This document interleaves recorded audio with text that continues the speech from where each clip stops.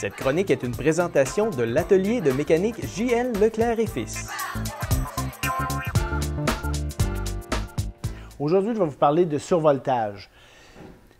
Pendant toutes les heures de travail qu'on fait l'entretien de votre véhicule, on va essayer de vous éviter au plus possible d'avoir à survolter votre véhicule.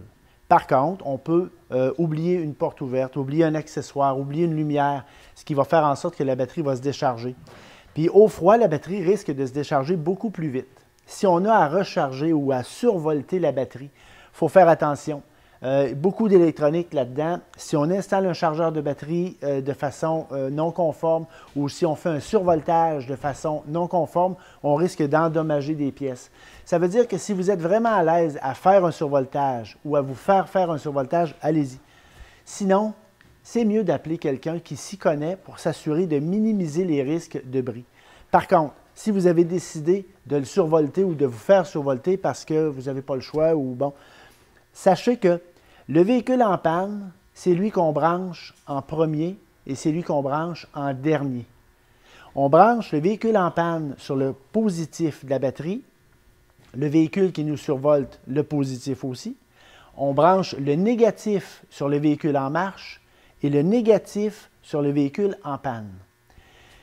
Ceux qui ne feront pas cette séquence-là s'exposent à des risques particuliers, comme endommager des ordinateurs de bord, endommager des pièces électroniques, endommager votre véhicule.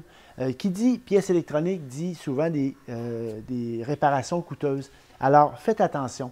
Un survoltage, ce n'est pas si coûteux que ça comparativement à ce que ça pourrait vous coûter si vous le faites survolter de la mauvaise façon.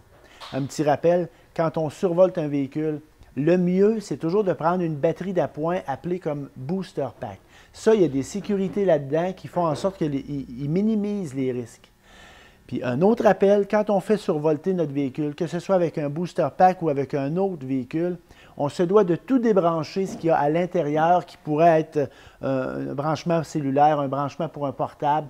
On ferme les chaufferettes et tout ce qui demande du courant pour concentrer l'énergie sur le survoltage. Pour plus d'informations ou pour prendre rendez-vous, par téléphone au 418-387-5110, poste 2, par email au service avec un S à commercial leclercetfils.com, sur le web leclercetfils.com ou sur la page Facebook de Leclerc et Fils.